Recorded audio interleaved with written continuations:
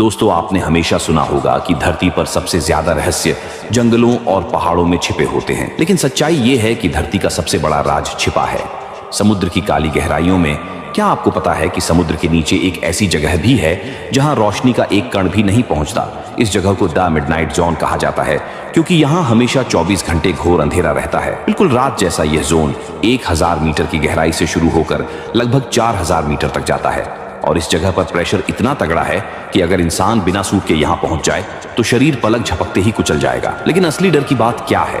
यहाँ रहने वाले जीव समुद्र के इस हिस्से में कुछ ऐसे अजीब चमकते हुए और भयावह जीव पाए जाते हैं जिनका रूप देखकर कोई भी इंसान थरथरा जाए। कुछ मछलियां तो इतनी डरावनी होती हैं कि उनके दांत उनके ही मुंह से बाहर निकले रहते हैं।